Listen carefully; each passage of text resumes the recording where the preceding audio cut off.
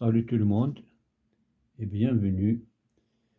Aujourd'hui, je vous présente une petite vidéo comment déterminer la borne commune dans un interrupteur va-et-vient.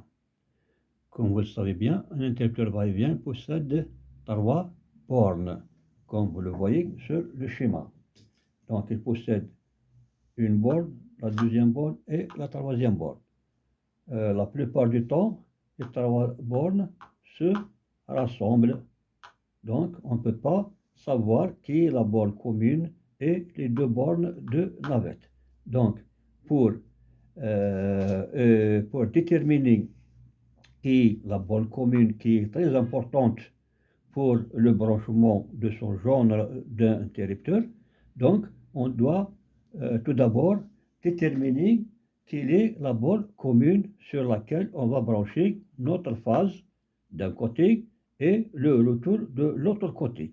Si on se trompe de la borne commune, donc notre montage va-et-vient ne va pas fonctionner convenablement. Donc c'est très important de déterminer d'abord quelle est la borne commune dans notre interrupteur. Donc, comme vous le voyez sur le schéma, on va faire juste un petit rappel.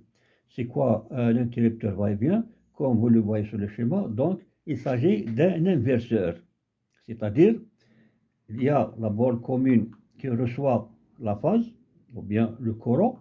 Donc, ce courant, tantôt, va circuler dans ce sens, ou bien de cette navette, tantôt dans la deuxième navette, de l'autre côté. Donc, il inverse le courant. Une fois, il circule dans ce sens et l'autre fois dans l'autre sens. Donc, en ouvrant le premier contact entre la borne commune et cette navette, on va l'ouvrir automatiquement et la deuxième se ferme. Donc, le courant part de ce côté-là et l'autre fois de ce côté-là. Donc, c'est pour ça on l'appelle inverseur. Un interrupteur donc va-et-vient est un inverseur. Donc, il a une borne, 2 bornes et 3 bornes. Donc, vous allez avoir 3 fils qui vont se brancher dans notre interrupteur va-et-vient. Donc, nous avons 2 sorties, ce sont les 2 navettes, et une entrée, ce sera la phase ou bien le retour. D'un côté la phase, de l'autre côté c'est le retour. Donc c'est ça qu'on appelle un interrupteur va-et-vient. Donc il possède, comme vous le voyez, 3 bornes. Une c'est la borne commune pour la phase et les 2 autres ce sont les 2 bornes là où on branche les 2 navettes.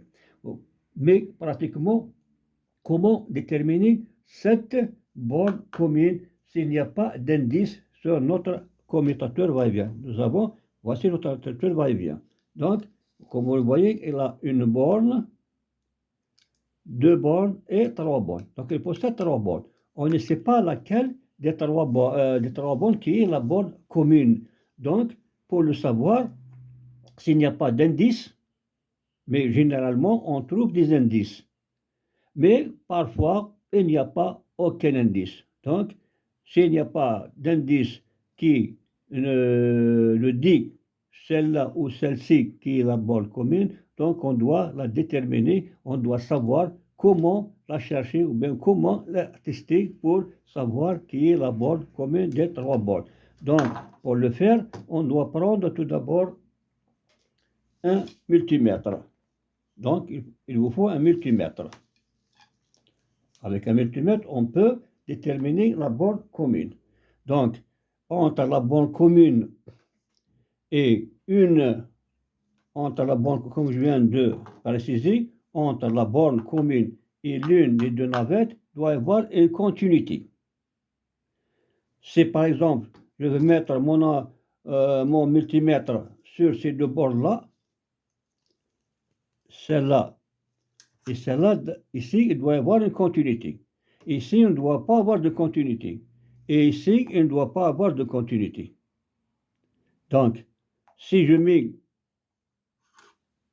ces 2 bornes sur mon multimètre, il y a une continuité. Donc, l'une des 2, celle-là ou celle-là, ce sera la borne commune.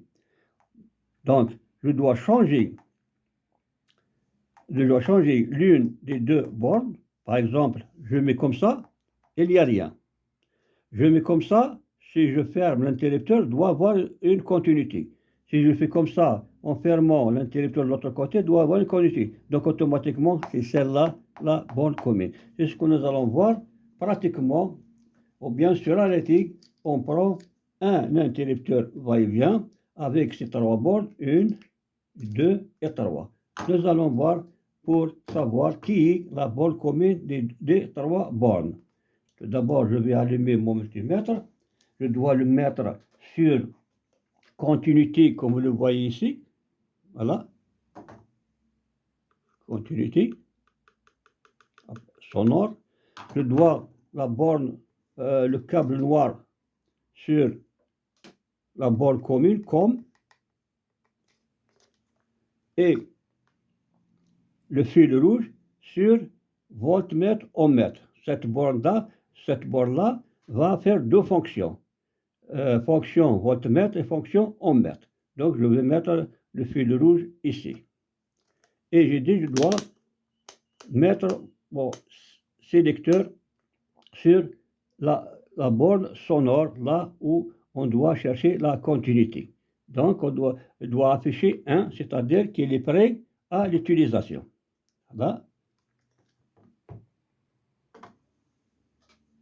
Donc je vais commencer par deux bornes, par exemple cette borne-là et celle-là. Donc comme ça, il n'y a rien. Je vais actionner l'interrupteur. Ça. La même chose, il n'y a rien. Donc ces deux-là, il n'y a pas la borne commune dans ces deux bornes. Il n'y a pas de borne commune sur les deux bornes. Parce que sur les deux sens, il n'y a pas de continuité. Comme ça, il n'y a rien. Comme ça, il n'y a rien. Et comme ça, il n'y a rien. Donc ces deux bornes-là, ce ne sont pas la borne commune. Donc, je vais mettre mon multimètre sur la troisième borne-là. Je vais essayer avec cette borne-là. Voilà, ça sonne. Je vais actionner mon interrupteur.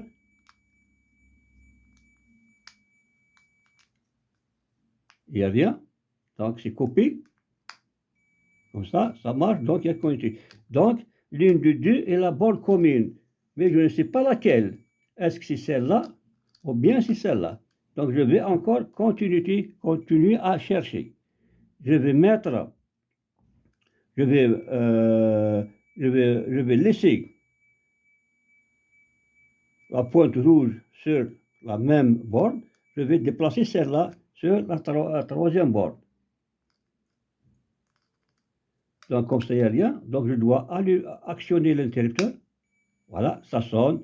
Donc, automatiquement, c'est celle-là, la borne commune, comme je viens d'expliquer. Donc, je viens de déterminer la borne commune. Donc, c'est celle-là. C'est bien celle-là, la borne commune. C'est ici que je dois brancher la phase d'un côté et de l'autre côté, ça sera le retour.